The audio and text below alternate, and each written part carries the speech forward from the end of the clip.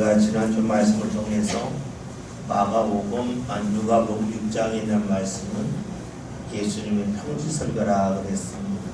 마태복음에는 산상수훈이 나와 있고 누가복음에는 평지설교가 있다 그랬습니다. 예수님 평지설교를 하신 후에 이제 사람들을 만나러 가십니다. 말씀을 전하시고 행하러 가신다고 그랬죠.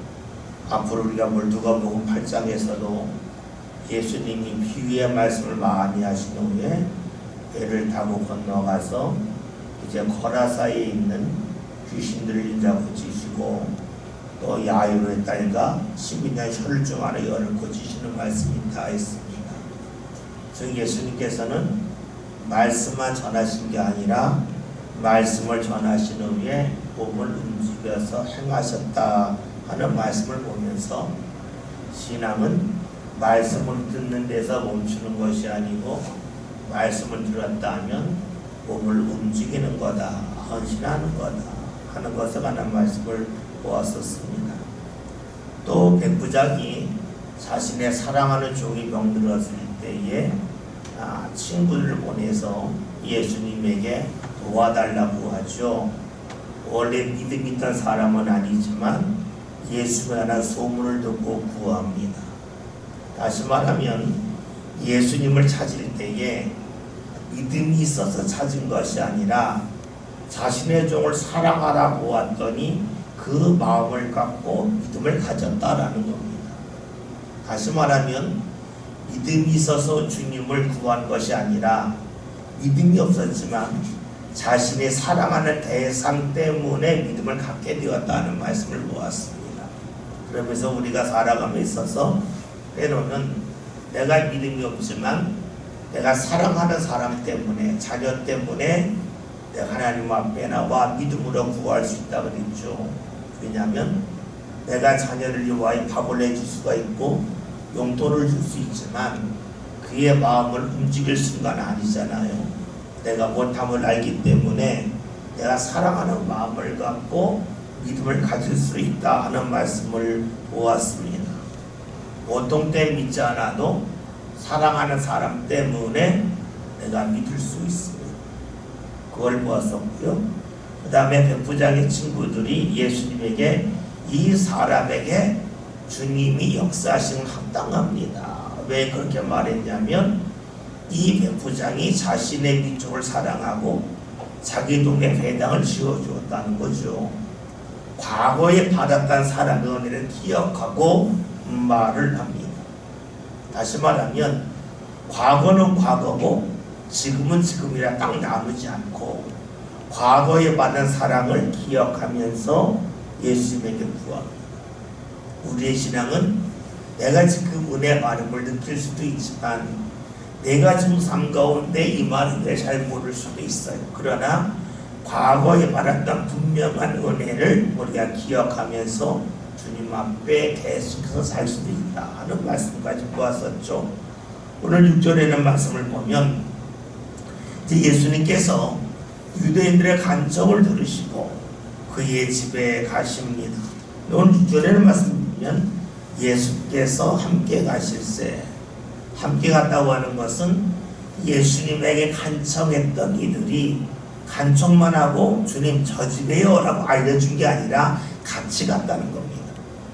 그래서 성경을 보면 지금 이 백부장이 살고 있던 곳이 가버나움입니다. 가버나움은 갈릴리 호수에서 갈릴리 호수를 북쪽으로 보았을 때에 한 10시 방향쯤에 있는 아주 자그마한 곳입니다.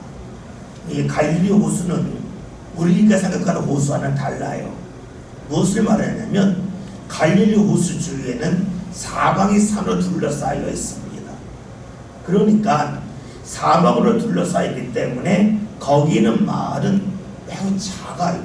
우리나라로 말하면 홍천이나 인제 가면 이 계곡 사이에 마을이 있는데 마을이 안 크잖아요.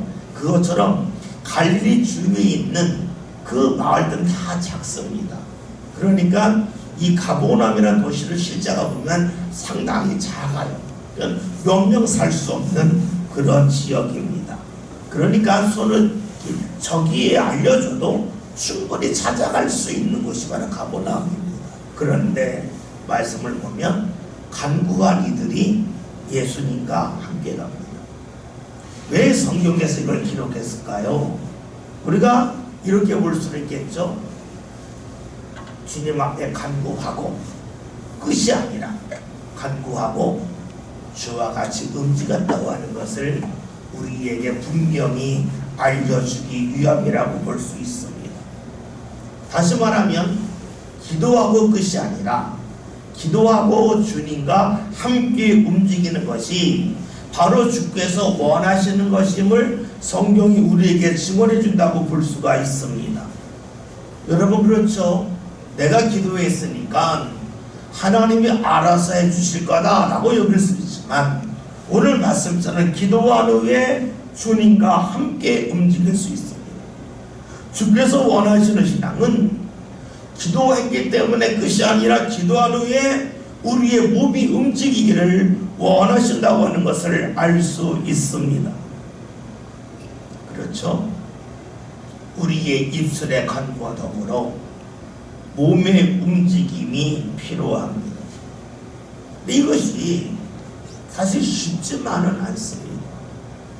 우리가 입으로 하는 건 다 쉽습니다. 그러나 입으로 무언가 고백하고 기도한 후에 그것을 몸으로 움직이기는 상당히 어렵습니다. 요즘에 내가 이렇게 예전에 우리가 속담이나 잘 알고 있는 말에 대해서 떠올릴 때가 많아요. 떠올리다 보면 저 나름대로 이제 해석을 하게 됩니다. 왜냐하면 말이라고 하는 것은 시간이 지나면 상황이 없어지고 내용만 남아서 사람들이 자기 마음대로 인용을 하죠. 그런데 중요한 것은 그 말을 내꺼서 만드는 게 중요하잖아요. 아마 새벽기도 시간에 이런 말씀 드렸어요. 사도행 18장이라는 말씀을 보면 바울이 고린도에서 말씀을 전하는데 18장 5절의 말씀을 보면 마게도냐 나라부터 실라와 디모데가 온 후에 바울이 하나님의 말씀에 붙잡혀서 예수가 그리스도로 밝히 시건한다는 말씀이 나옵니다. 다시 말하면 혼자 있을 때에는 담대하지 못했고 말씀에 크게 붙잡힘을 받지 못했는데 디모데와 신라가 온 다음에 바울이 달라졌다는 거예요. 하나님 일을 더욱더 크게 한다는 겁니다. 즉 동역자가 있을 때에 주의를 마음껏 할 수 있게 되었다는 말씀으로 보았습니다. 또 이 말씀을 이렇게도 보았죠. 제가 백지장도 맡을만 낫다 하는 그 속담을 이렇게 말씀드렸습니다. 원래 같이 하면 일이 쉬워진다 하는 말도 되겠지만 우리 삶 가운데 임계점이 있잖아요. 역도 선수들이 용상 인상 같은 거 할 때에 0.5km, 1km 때문에 메달을 따기도 하고 못 따기도 합니다. 1km 드는 건 쉬워요. 그런데 150km 든 사람이 151km 들기는 어렵습니다. 아주 자그마한 차이, 백지장처럼 작은 차이인데 그걸 누군가 함께하면 쉽게 듭니다. 우리가 주의를 감당할 때는 마찬가지죠. 나 혼자 할 때 임계점이 있습니다. 넘기 힘든 점이 있어. 그런데 누군가 같이 주님 앞에 간구하고 주의를 감당함을 통해서 그 임계점을 뛰어넘을 수 있다는 말씀을 드리면서 우리가 신앙생활 할 때에 신앙의 동역자가 있다고 하는 것은 바울에게 실라와 디모데금을 통하여서 그 임계점을 뛰어넘어서 하나님의 말씀에 사로잡힌 사람이 되었다. 오늘 우리는 그럴 수 있다는 말씀을 보았었죠. 요즘에 생각하는 말씀 속담 중에 하나 이거예요. 미운 사람에게 떡 하나 더 준다는 말이에요. 미운 사람에게 왜 떡을 더 줄까? 우리가 볼 때는 떡을 받으면 받는 사람이 마음이 달라지기 때문에 떡을 더 준다고 볼 수 있어요. 근데 거꾸로 볼 수 있어요. 내가 주기 때문에 달라질 수 있어요. 우리가 미운 사람 보면 떡 있는 것도 숨기고 싶잖아요. 주기 싫어했잖아요. 그래서 안 죽으면서 어떻게 되면 더욱더 차단하게 돼요. 근데 미운 사람의 떡을 하나 주면 내가 피할 수 없는 거잖아요. 만나야 되는 거잖아요. 내 걸 주는 거잖아요. 떡이라고 하는 것은 직접 먹는 떡도 되겠지만 그 떡을 얻기까지 나의 수고와 땀이 있어요. 내가 수고와 땀 흘린 것을 주다 보면 미운 사람이 안 미워질 수도 있어요. 그러기에 미운 사람 떡 하나 준다고 하는 것은 무엇을 말하냐면 내 것을 주는 가운데 내 마음도 가고 내 생각도 가고 나도 달라진다고 볼 수 있어요. 믿기 때문에 안 주면 거리가 멀어져요. 왜 이 말씀을 드리냐면 우리가 몸이 갈 때 마음이 가요. 미운 사람에게로 떡이 한다고 하는 것은 내 몸이 가는 거예요. 내 삶이 가는 거예요. 그러면서 그 미움이 가셔지고 가까워질 수 있어요. 하나님의 역사로 그러하다는 거예요. 기도했던 사람들이 기도만 하지 않아요. 그들의 몸을 옮겨가요. 몸을 옮겨감을 통하여 그들에게 믿음이 더욱더 굳건한 역사가 나타나요. 그들의 몸이 움직였기 때문에 주의 역사를 보게 돼요. 그래서 우리가 신앙생활 할 때에 주님 앞에 기도하는 것이 중요하고 그런 후에 내 몸이 움직이는 게 중요해요. 주의 전에 나오는 것이 아무것도 아닌 것 같지만 앞에서 미운 사람 떡 하나 준다 라고 생각 들었던 말씀을 떠올린다면 어느 정도 이해가 될 수 있습니다. 오늘 말씀을 보면 예수님이 오신다는 소식을 듣고 백부장이 이렇게 말을 하죠. 벗들을 보냅니다. 주여 수고하시지 마옵소서. 내 집에 들어오심을 나는 감당하지 못하겠다라고 말합니다. 감당할 수 없다고 하는 것은 내가 부족하다는 거예요. 이런 거와 같죠. 그릇이 1리터짜리 그릇이 있는데 누가 2리터의 물을 붓겠다 그래요. 그럼 뭐라고 말합니까? 이 그릇은 2리터의 물을 감당할 수 없음이라고 말을 해요. 다시 말하면 내가 준비한 그릇이 작아서 당신이 주는 그 물을 다 받을 수 없다라고 하는 거예요. 그렇다면 지금 예수님의 오심을 감당하지 못한다고 말한 이유가 어디 있겠습니까? 주님이 준 은혜를 받을 만한 믿음의 준비가 자기는 아직 되지 않았다고 하는 고백으로 볼 수 있습니다. 우리가 앞에서 살펴봤잖아요. 백부장이 예수님을 믿고 부른 것이 아니라 말씀 잠깐 볼까요? 7장 3절 보면 이렇게 나와있죠.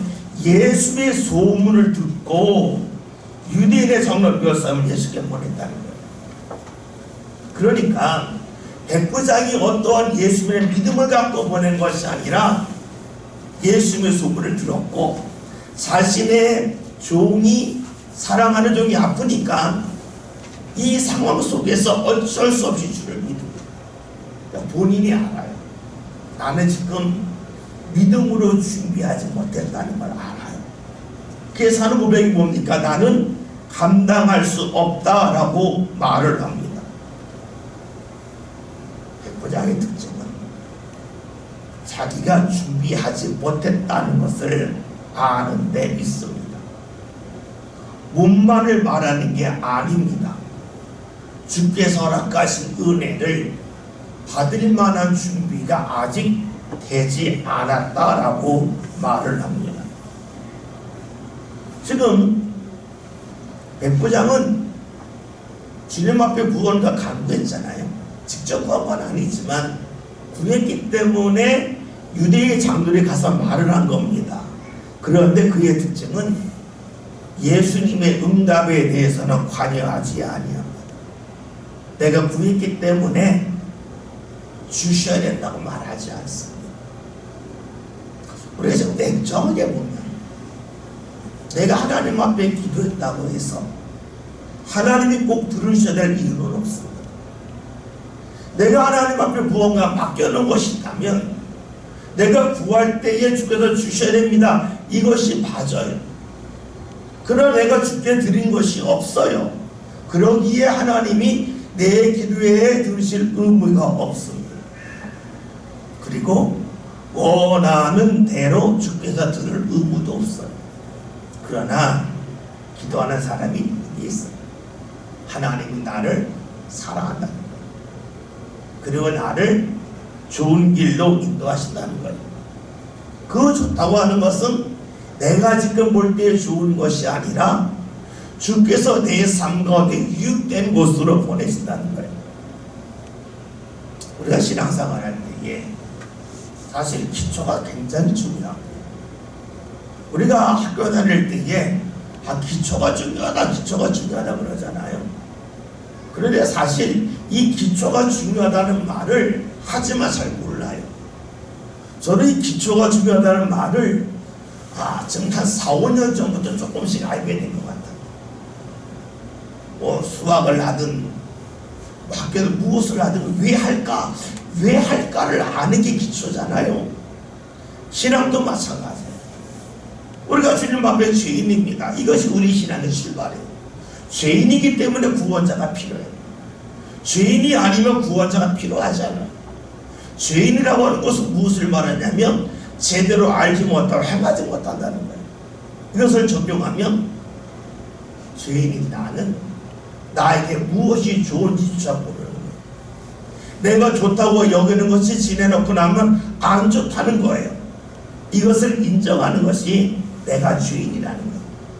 마치 음식을 먹을 때에 당장 맛있는 음식 먹고 나서 맛있다 하지만 지내놓고 나면 그것이 입에는 좋았지만 내 건강에는 안 좋았네 라고 깨달을 때가 있잖아요. 이런 일이 한두 번이 아니죠. 우리의 삶도 그러하다는 것, 이것을 아는 것이 바로 내가 죄인이라는 거예요. 그러니까 단지 내가 죄인이라고 말하기는 쉽지만 내 삶론에 내가 죄인임을 잊지 않고 사는 것은 쉽지 않습니다. 오늘 말씀을 봅시다. 지금 백부장이 주님 앞에 간구합니다. 그러나 내가 주를 받아들일 수 있는 준비가 되지 않았다고 말합니다. 내가 충분한 믿음이 아직까지 삶이 없다는 거예요. 이것이 그의 겸손입니다. 그러면 겸손의 반대는 교만은 무엇일까요? 나는 주님이 주시는 것을 충분히 받아들일 만한 준비가 되어 있다라고 자신만만하게 말하는 겁니다. 우리는 신앙생활 할 때에 내가 죄인임을 압니다. 그런데 잊고 삽니다. 그러기에 우리가 신앙의 기초가 자꾸 무너지기 때문에 하나님을 찾는다 하면서도 하나님과 멀어질 때가 상당히 많죠. 봅시다. 오늘 말씀에서 백부장은 주를 찾습니다. 그런데 교만하지 않습니다. 겸손합니다. 자기의 상태를 알기 때문이죠. 7절 8절에 대한 말씀 함께 봅니다.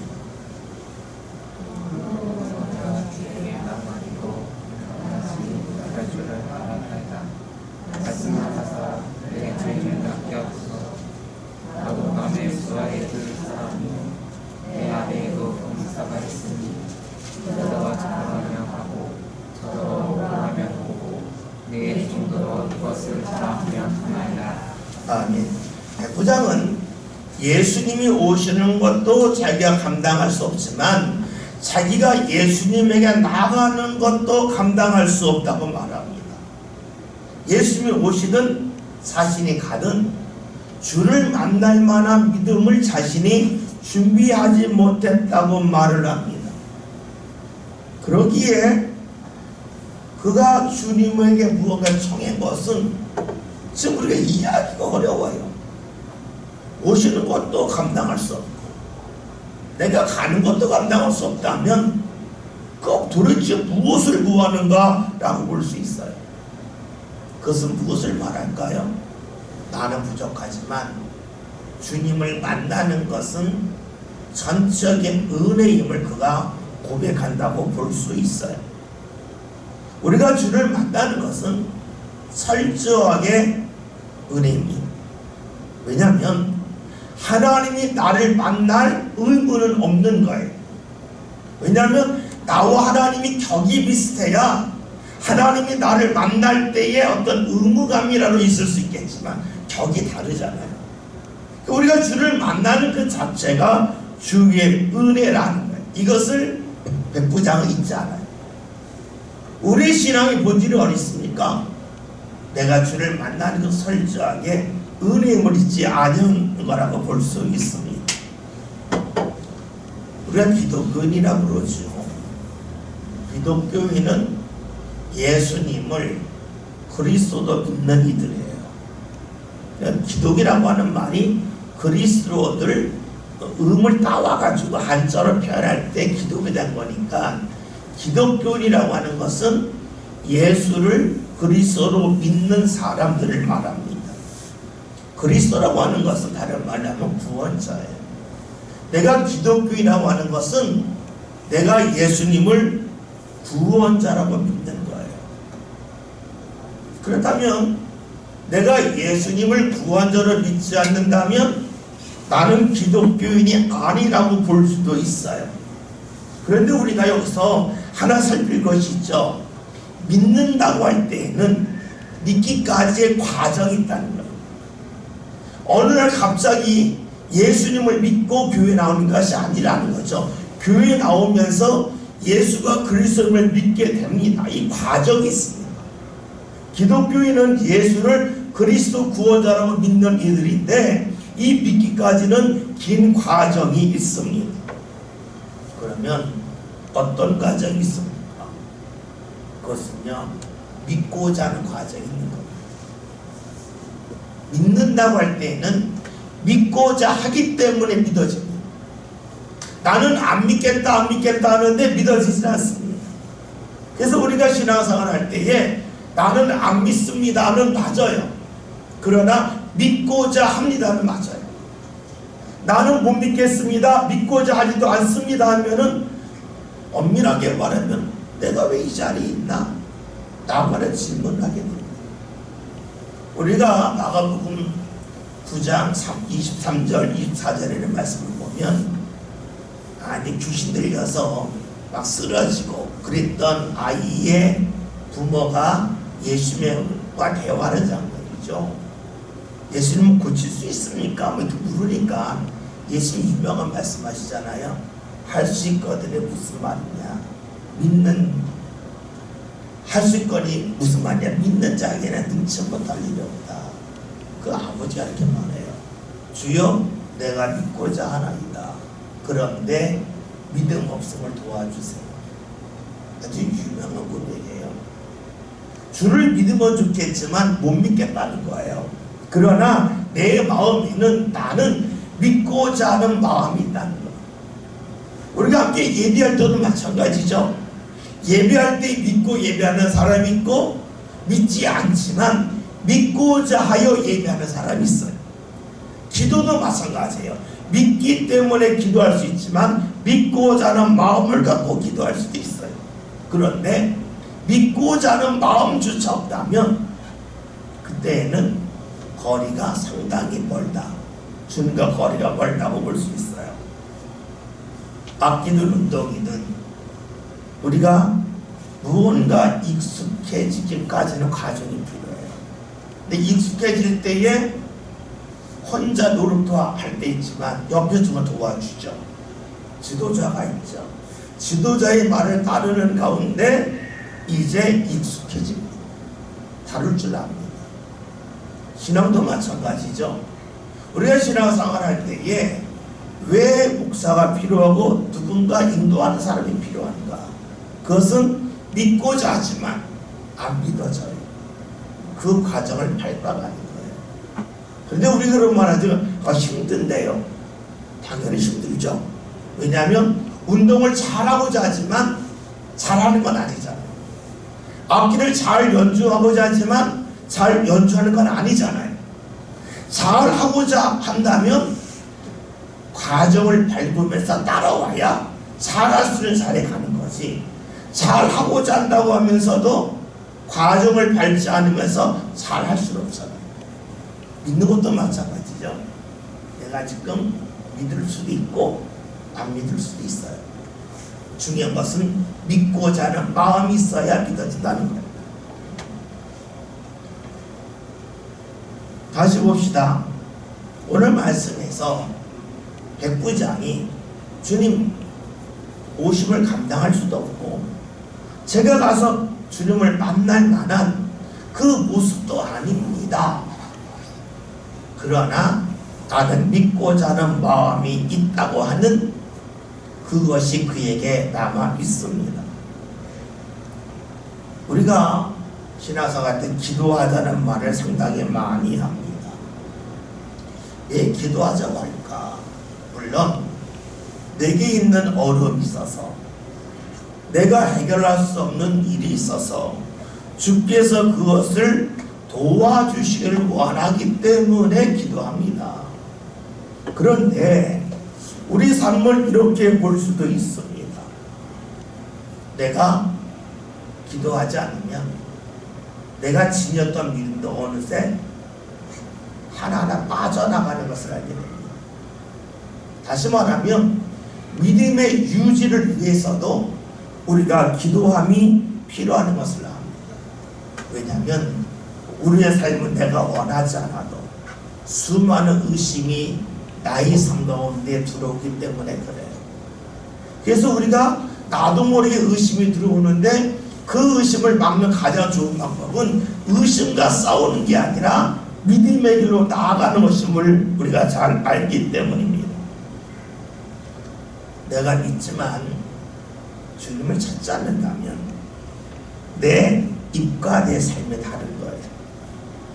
내 입과 내 삶이 다를 때에 주의 역사는 나타나기 어려워요. 왜냐하면 내 삶이 스스로 흔들리기 때문입니다.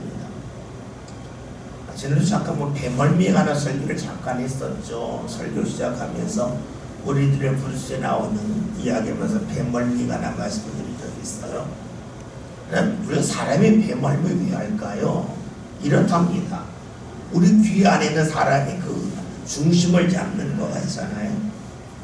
근데 배가 흔들릴 때에 우리의 감각은 흔들린다고 느낀답니다. 근데 우리의 귀는 안 흔들리라고 생각한대요. 그러니까 눈과 귀가 따로 노는 거예요. 몸과 생각이 따로 노는 거예요. 그때 멀미가 온다는 거예요. 같이 움직인다고 느끼면 사람은 멀미하지 않습니다. 마치 우리가 차를 타면 운전하는 사람은 멀미하지 않아요. 왜 멀미하지 않냐면 운전하면서 내가 왼쪽으로 움직일 때 내 몸도 생각도 같이 움직여요. 옆에 있는 사람은 왼쪽으로 움직이지 오른쪽으로 움직이지 모르잖아요. 갑작스럽게 움직이니까 내 몸과 내 생각이 따로 움직여요. 그러니까 멀미를 합니다. 근데 운전하는 사람은 몸과 생각이 같이 움직이기 때문에 멀미하지 않습니다. 신앙도 그렇죠. 언제 신앙의 멀미가 옵니까? 내 입술의 고백과 내 삶이 다를 때예요. 그러면 어지러운 움직임이 와요. 제대로 서지를 못해요. 신앙도 그렇다고 볼 수가 있습니다. 오늘 말씀에서 백부장은 자신이 얼마나 부족한지 압니다. 그러면서 이제 그가 예수님에게 믿음의 말을 전하는데 그 믿음의 말은 그가 꾸며낸 믿음의 말이 아닙니다. 그의 삶 가운데 있는 고백입니다. 자기의 삶을 바탕으로 해서 주를 믿습니다. 오늘 말씀에 나와 있잖아요. 8절에 나도 남의 수하에 있습니다. 내 아래에는 병사가 있습니다. 내 아래의 병사에게 오라 하면 오고 가라 하면 갑니다. 자신의 삶을 바탕으로 고백을 합니다. 그러면서 예수님이 말씀만 하시면 되지 않겠습니까? 라고 말합니다. 즉 자기 부하에게 명령하고 움직인다는 거예요. 마찬가지로 주님께서 능력이 있으니까 말씀만 해도 충분히 낫는다라고 고백을 합니다. 백부장은 특별히 믿음으로 준비한 사람은 아닙니다. 그러나 그는 자신의 삶을 바탕으로 해서 바르게 믿고 고백을 합니다. 다른 사람의 말을 듣고 따라하지 않습니다. 자기 삶 가운데 느낀 것을 가지고 고백을 합니다. 여러분, 신앙은 내 신앙입니다. 내 신앙이라고 하는 것은 나의 고백이 중요하다는 겁니다. 그런데 내 고백은 내 삶 가운데서 나오는 거지 다른 사람의 삶에서 나오는 것은 결코 아닙니다. 이렇게 본다면 우리가 백부장의 믿음을 보면서 평상시 삶 가운데 느끼는 것을 가지고 믿음 생활했다라고 볼 수 있어요. 물론 주께서 이를 인정하셨죠. 오늘 우리의 삶도 역시 마찬가지라고 볼 수 있어요. 내가 평상시에 사는 것과 주님을 연결시키는 그 믿음이 필요하다고 볼 수 있습니다. 우리는 주께서 우리의 삶 가운데 내가 좋을 때나 내가 어려움을 겪을 때나 주께서 나와 함께 하시기를 원하고 있습니다. 내가 좋을 때는 사람들도 함께 하지만 내가 힘들 때에는 많은 사람은 떠나가죠. 그래서 우리가 하나님을 믿는 하나님, 제가 좋을 때나 제가 힘들 때나 하나님 함께 하기를 원합니다. 나는 그런 믿음의 고백이 나옵니다. 그런데 오늘 백부장의 고백대로 한다면 이렇게 볼 수도 있습니다. 주님, 제가 힘들 때나 제가 여유로울 때나 주님을 인정합니다. 그러니 주께서 제가 힘들 때로 말씀만 하십시오 라고 볼 수가 있습니다. 우리가 힘들 때 주를 인정한다고 하는 것이 그다지 쉽지만은 않죠. 내가 시간적으로 여유가 있을 때가 있고 시간적으로 여유가 별로 없을 때가 있어요. 또 때로는 내가 물질적으로 여유가 있을 때가 있고 물질적으로 여유가 그다지 없을 때가 있어요. 그런데 우리가 여유가 없을 때에도 주를 인정하는 것이 결코 쉬운 일은 아닙니다. 그러나 우리가 알고 있는 것은 내 삶이 바탕이 될 때에 주께서 역사하신다는 것을 말씀을 통해 보게 되죠. 그래서 우리가 좀 힘들어도 주를 인정하는 훈련이 필요합니다. 시간적으로 여유가 없지만 우리가 시간을 쪼개서라도 주를 찾을 수 있습니다. 물론 사람은 육신을 갖고 있어요. 육체에는 한계가 있어요. 그래서 이 한계는 뛰어넘을 수 없을 때도 있고 또 때로는 내가 좀 노력하면 어느 정도 치고 나갈 수도 있어요.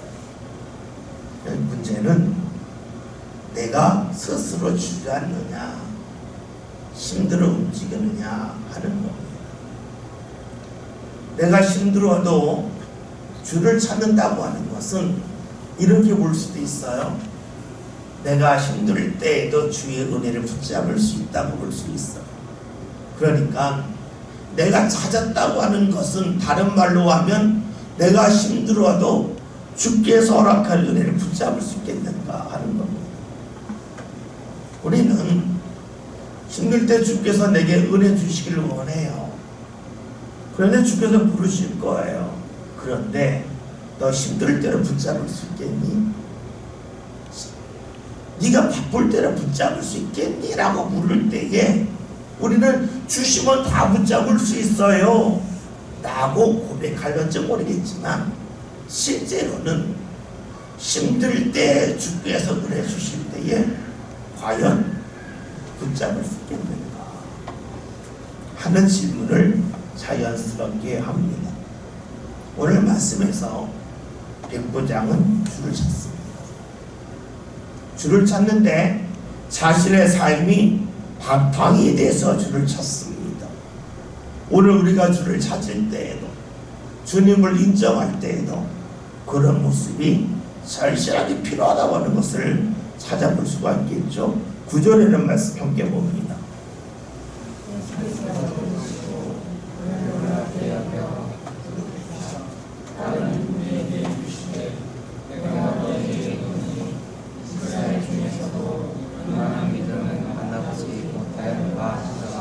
아멘. 예수님께서 백부장이 사람들이 보내 하는 말씀을 듣고 놀랍게 여겼다 합니다.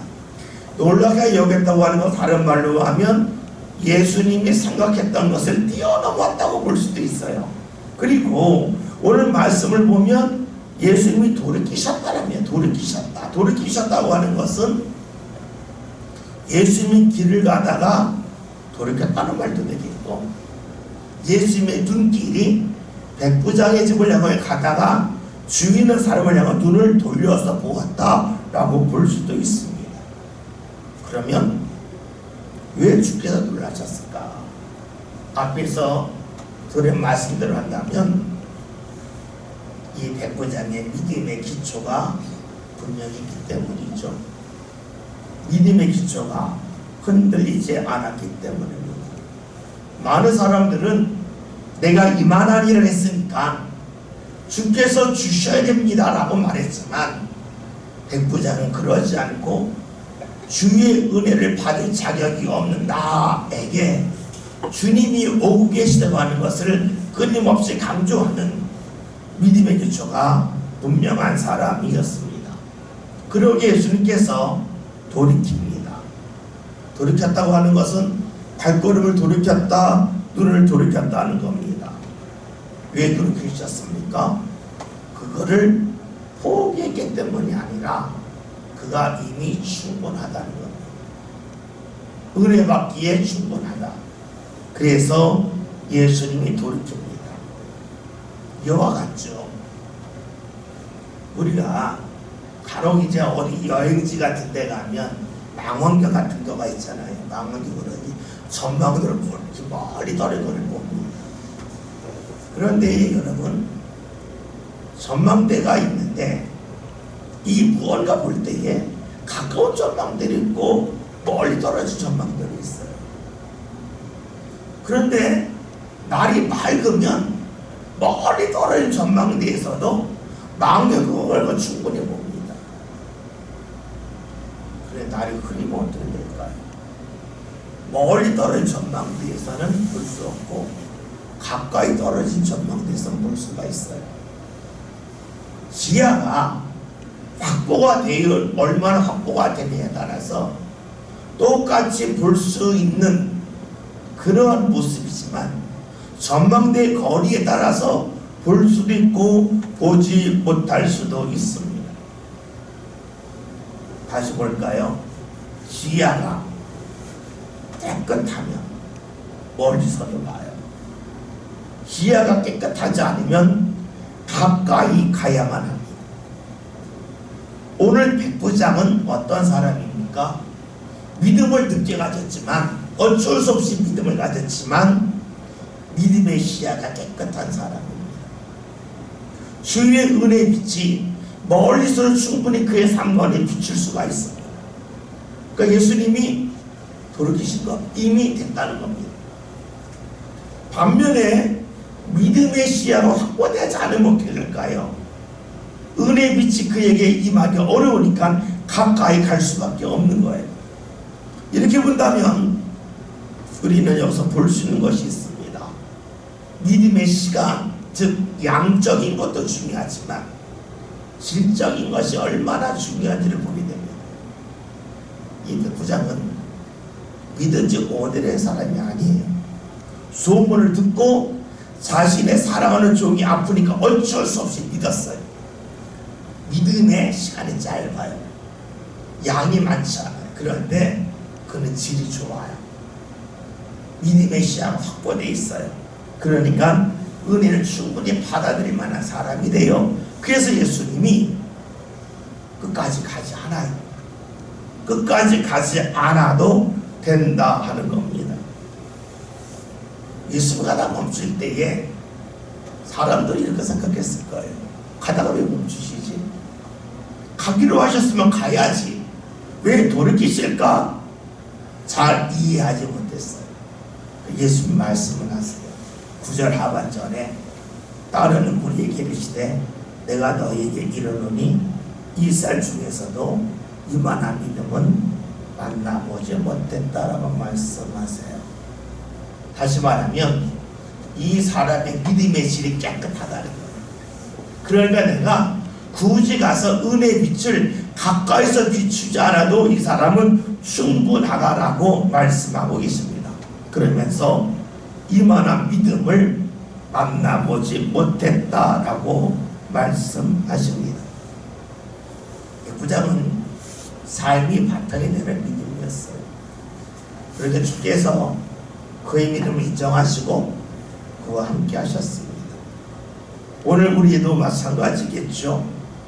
내가 하나님을 믿을 때에 내 삶이 바탕이 되는 그런 믿음이라면 얼마나 좋겠어요.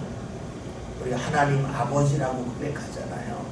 그럼 우리가 자녀들에게 내 자녀가 이랬으면 좋겠다 라고 하는 기대가 있다면 하나님 앞에 내가 자녀로서 이렇게 한다 하는 것이 삶의 바탕을 둔 백부장의 믿음과 같을 거예요. 나는 자녀들에게 이렇게 했으면 좋겠다 라는 마음이 있는데 내가 하나님의 자녀로서 그렇게 해야지 하는 마음이 없다면 삶의 바탕이 된 믿음은 아니에요. 그렇다면 믿음이 깨끗하지가 않아요. 은혜 빛이 멀리서 내게 다가오기가 어려워요. 그러나 삶이 바탕이 되면 멀리서도 주의 은혜가 내 삶 가운데 충분히 임할 수 있음을 보게 됩니다. 10절에 있는 말씀, 보냈던 사람들의 집으로 돌아가 보면 종이 이미 나아 있었더라. 말씀을 봤더니 이 백부장이 원했던 대로 됐어요. 근데 놀라운 것은 예수님이 네 하인이 나았다라는 말씀은 하지 않으셨어요. 말씀은 하지 않았는데 이미 나았어요. 무엇을 보게 됩니까? 주님에 대한 믿음이 분명했기 때문에 주님이 역사를 하셨어요. 말씀하지 않아도 말씀을 충분히 받아들일 만한 사람이었기 때문에 말씀이 그 삶 가운데 이루어져서 종이 나았다는 이야기를 듣게 되지요. 오늘 우리가 잘 아는 백부장에 관한 말씀입니다. 마태복음에 나오는 말씀과는 조금 차이가 있고 또 요한복음에서는 왕의 신화로 나오는데 약간 좀 다른 게 있어요. 그런데 우리가 말씀을 통해서 무엇이 다르다 하는 것을 찾기보다는 여기서 무엇을 붙잡을 것인가 다시 한번 살폈으면 좋겠습니다. 백부장은 주님 앞에서 자신의 나약함을 잊지 않고 고백하는 믿음의 기초가 든든한 사람입니다. 또 그는 자기의 삶을 바탕으로 주님 앞에 간구하는 사람입니다. 그러니 주님이 역사하셨습니다.